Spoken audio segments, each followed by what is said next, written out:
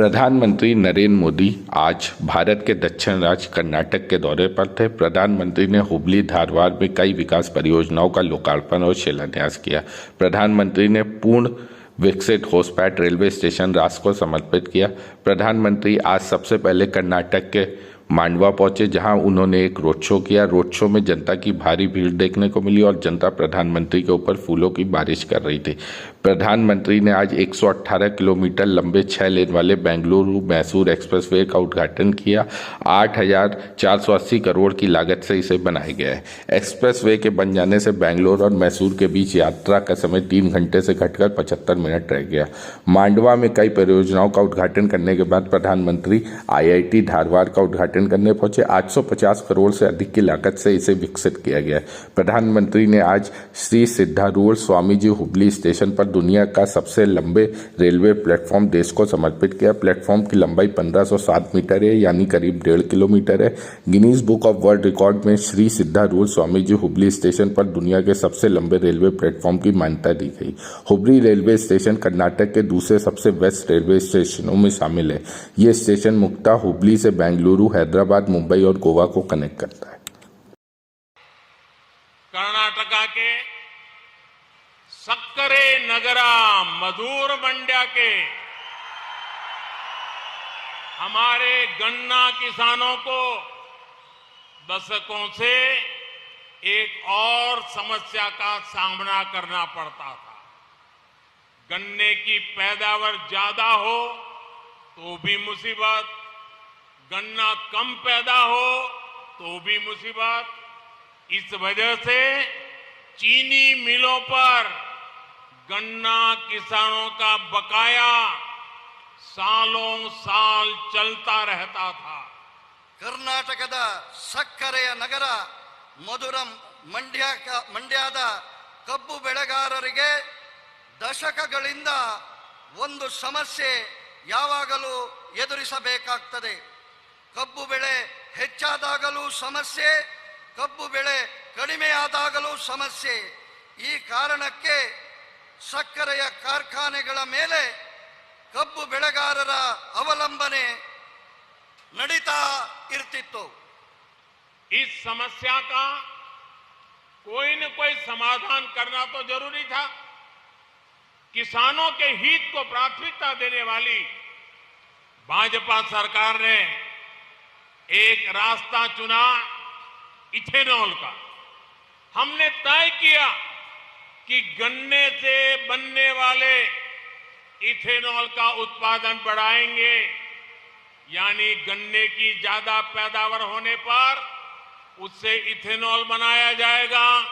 Ethanol से किसान की आय सुनिश्चित की जाएगी। ಈ ಸಮಸ್ಯೆಗೆ ಒಂದು ಪರಿಹಾರವನ್ನ ಹುಡುಕುವಂತದ್ದು ಅಗತ್ಯ ಇತ್ತು। ರೈತರ ಹಿತಕ್ಕೆ ಪ್ರಾಥಮಿಕತೆಯನ್ನು ನೀಡುವಂತಹ ಬಿಜೆಪಿ ಸರ್ಕಾರ ಒಂದು ಉಪಾಯವನ್ನ ಇಥೆನಾಲ್ ಉತ್ಪಾದನೆಯ ಮೂಲಕ ಹುಡುಕಿತು। ನಾವು ನಿಶ್ಚಯ ಮಾಡಿದೆವು, ಕಬ್ಬಿನಿಂದ ಉತ್ಪಾದನೆ ಆಗುವಂತಹ ಇಥೆನಾಲ್ನ ಉತ್ಪಾದನೆಯನ್ನ ಹೆಚ್ಚಿಗೆ ಮಾಡುತ್ತೇವೆ। ಅಂದರೆ ಕಬ್ಬಿನಿಂದ ಹೆಚ್ಚಿನ ಉತ್ಪತ್ತಿಯನ್ನ ಮಾಡುವುದರ ಮೂಲಕ ಇಥೆನಾಲ್ನ ಹೆಚ್ಚಿನ ಉತ್ಪಾದನೆ ಜೊತೆಗೆ ಕಬ್ಬು ಬೆಳೆಗಾರರಿಗೆ ಹೆಚ್ಚಿನ ಸುಸ್ಥಿರ ಅಭಿವೃದ್ಧಿ ಇದರಿಂದ ಸಾಧ್ಯ। पिछले वर्ष ही देश की चीनी मिलों ने 20,000 करोड़ रुपए का इथेनॉल तेल कंपनियों को बेचा। इससे गन्ना किसानों को समय पर भुगतान करने में मदद मिली है।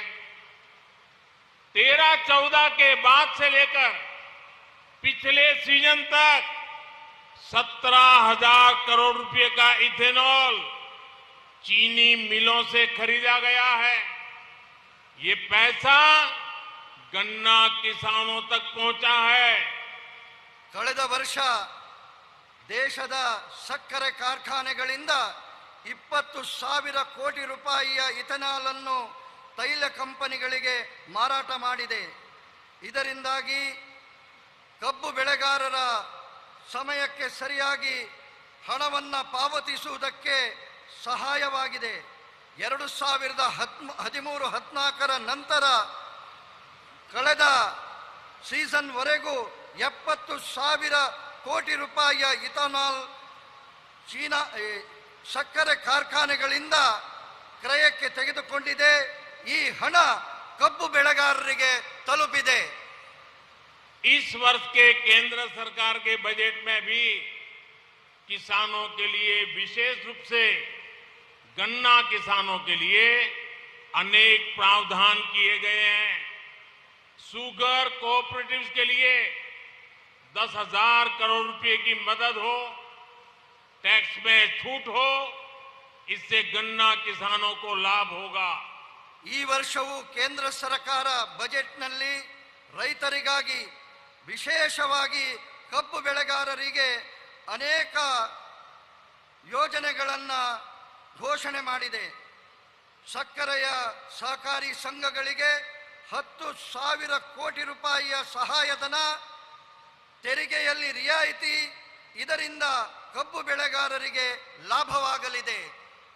दावे के साथ कहते हैं, भारत सिर्फ लार्जेस्ट डेमोक्रेसी नहीं, भारत मदर ऑफ डेमोक्रेसी भी है.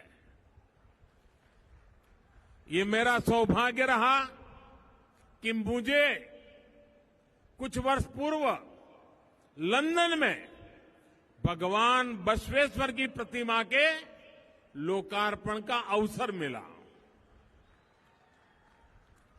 लंदन में भगवान बसवेश्वर लोकतंत्र की मजबूत नींव का प्रतीक, अनुभव मंडपम, वो भगवान बसवेश्वर, लंदन की धरती पर उनकी मूर्ति. लेकिन ये दुर्भाग्य है कि लंदन में ही भारत के लोकतंत्र पर सवाल उठाने का काम किया गया. भारत के लोकतंत्र की जड़ें हमारे सदियों के इतिहास से सींची गई है. दुनिया की कोई ताकत भारत की लोकतंत्र की परंपराओं को नुकसान नहीं पहुंचा सकती. बावजूद इसके कुछ लोग भारत के लोकतंत्र को लगातार कटघरे में खड़ा कर रहे हैं. ऐसे लोग भगवान बसवेश्वर का अपमान कर रहे हैं. ऐसे लोग कर्नाटका के लोगों का, भारत की महान परंपरा का, भारत के 130 करोड़ जागरूक नागरिकों का अपमान कर रहे हैं. ऐसे लोगों से कर्नाटका के लोगों को भी सतर्क रहना है. साथियों, कर्नाटका ने बीते वर्षों में बेंगलुरु और मैसूरू दोनों कर्नाटका के महत्वपूर्ण शहर हैं. एक शहर को टेक्नोलॉजी के लिए जाना जाता है तो दूसरे को ट्रेडिशन के लिए. इन दोनों शहरों को आधुनिक कनेक्टिविटी से जोड़ना कई अलग अलग दृष्टिकोण से बहुत महत्वपूर्ण है. ಬೆಂಗಳೂರು ಮತ್ತು ಮೈಸೂರು ಎರಡೂ ಕರ್ನಾಟಕದ ಮಹತ್ವಪೂರ್ಣ ನಗರಗಳಾಗಿವೆ.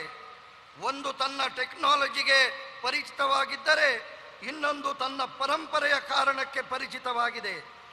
ಈ ಎರಡು ನಗರಗಳ ಆಧುನಿಕ ಸಂಪರ್ಕದಿಂದಾಗಿ ಬೇರೆ ಬೇರೆ ರೀತಿಯ ದೃಷ್ಟಿಕೋನದ ಬಹಳ ಮಹತ್ವವನ್ನು ಈ ಸಂಪರ್ಕ ಪಡೆಯುತ್ತದೆ.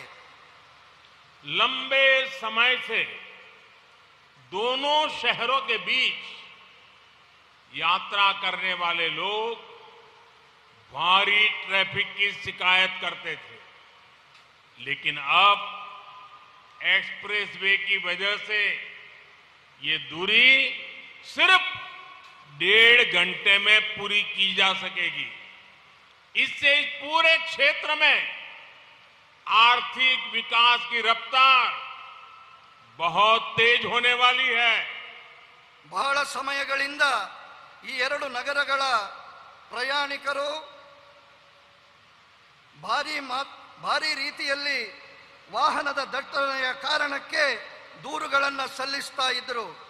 ಇವತ್ತು ಈ ಎಕ್ಸ್ಪ್ರೆಸ್ ಹೈವೇಯ ಕಾರಣದಿಂದಾಗಿ ಈ ಪ್ರಯಾಣದ ದೂರವನ್ನು ಕೇವಲ 1.5 ಗಂಟೆಯಲ್ಲಿ ಪೂರ್ಣ ಮಾಡಲು ಸಾಧ್ಯವಾಗ್ತದೆ. ಇದರ ಕಾರಣಕ್ಕೆ ಈ ಪ್ರದೇಶದಲ್ಲಿ ಆರ್ಥಿಕತೆಯ ಅಭಿವೃದ್ಧಿಯ ವೇಗವು ಹೆಚ್ಚುತ್ತದೆ. ये एक्सप्रेसवे रामनगर और मंड्या से गुजर रहा है।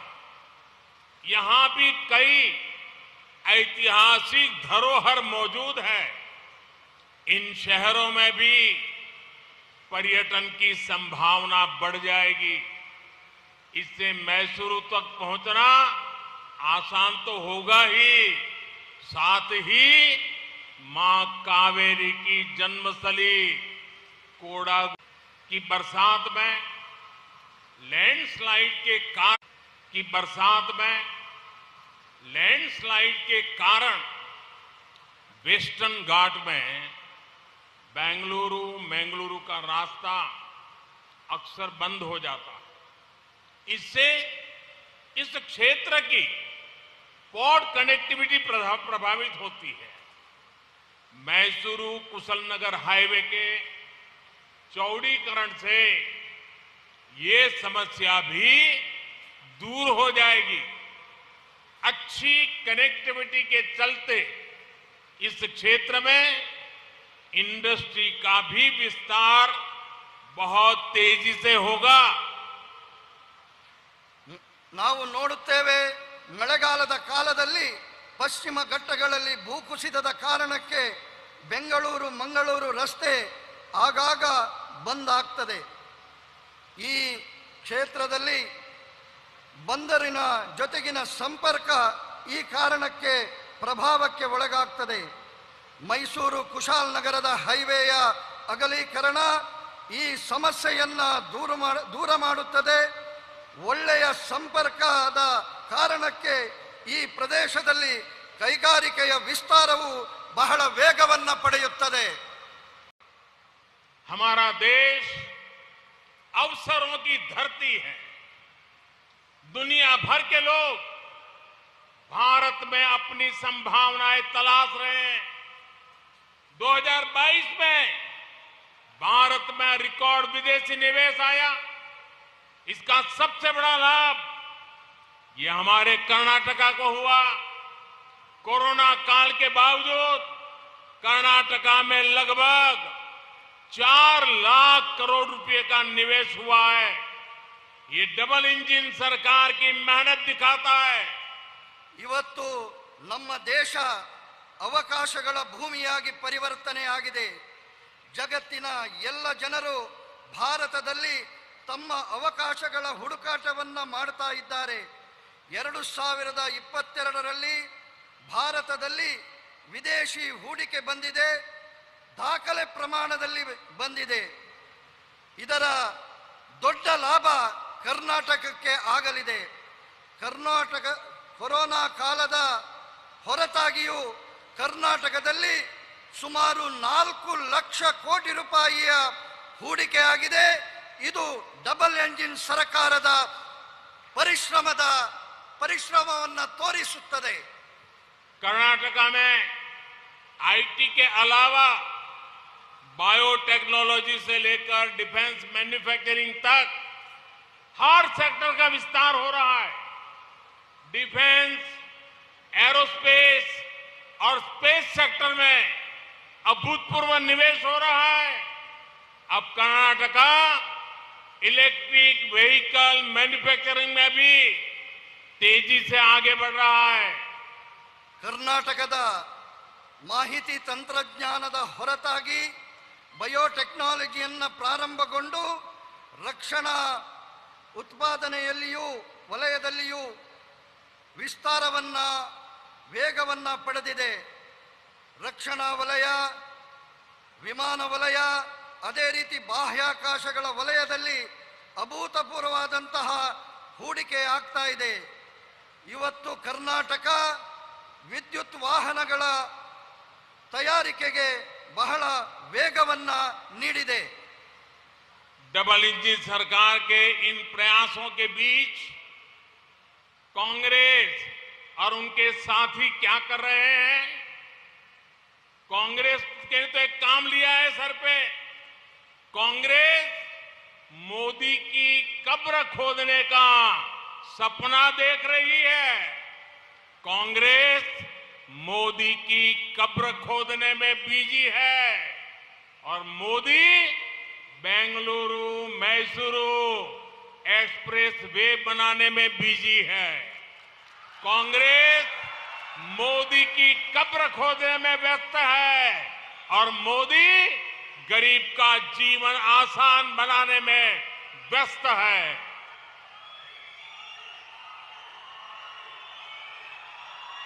ಡಬಲ್ ಎಂಜಿನ್ ಸರ್ಕಾರ ಈ ಎಲ್ಲ ಪ್ರಯತ್ನಗಳನ್ನ ಮಾಡ್ತಾ ಇದ್ರೆ ಕಾಂಗ್ರೆಸ್ ಏನು ಮಾಡ್ತಾ ಇದೆ? ಕಾಂಗ್ರೆಸ್ ಮೋದಿಯ ಸಮಾಧಿಯನ್ನ ಮಾಡುವಂತಹ ಕನಸನ್ನ ಕಾಣ್ತಾ ಇದೆ. ಕಾಂಗ್ರೆಸ್ ಮೋದಿಯ ಸಮಾಧಿಯನ್ನ ಅಗೆಯುವಂತಹ ಕೆಲಸದಲ್ಲಿ ಬ್ಯುಸಿಯಾಗಿದ್ದರೆ ಮೋದಿ ಬೆಂಗಳೂರು ಮೈಸೂರು ಎಕ್ಸ್ಪ್ರೆಸ್ ಅನ್ನ ಮಾಡುವ ದಿಕ್ಕಿನಲ್ಲಿ ಬ್ಯುಸಿಯಾಗಿದ್ದಾರೆ. ಕಾಂಗ್ರೆಸ್ ಮೋದಿಯ ಸಮಾಧಿಯನ್ನ ಮಾಡುವುದರಲ್ಲಿ ವ್ಯಸ್ತವಾಗಿದ್ದರೆ ಮೋದಿ ಬಡವರ ಜೀವನವನ್ನ ಸುಧಾರಣೆ ಮಾಡುವುದರಲ್ಲಿ ವ್ಯಸ್ತರಾಗಿದ್ದಾರೆ. मोदी की कब्र खोदने का सपना देख रहे कांग्रेसियों को पता नहीं है कि देश की करोड़ों माताओं, बहनों, बेटियां, देश के लोगों का आशीर्वाद मोदी का सबसे बड़ा सुरक्षा कवच है। ಮೋದಿಯವರ ಸಮಾಧಿಯ ಅಗೆಯುವಿಕೆಯ ಕನಸನ್ನ ಕಾಣುವ ಕಾಂಗ್ರೆಸ್ಸಿಗರಿಗೆ ಗೊತ್ತಿಲ್ಲ, ದೇಶದ ತಾಯಂದಿರು, ಸಹೋದರಿಯರು, ಹೆಣ್ಣು ಮಕ್ಕಳು, ಈ ದೇಶದ ಮಹಾಜನತೆಯ ಆಶೀರ್ವಾದ ಮೋದಿಯ ರಕ್ಷಾ ಕವಚವಾಗಿ ನಿಂತಿದೆ.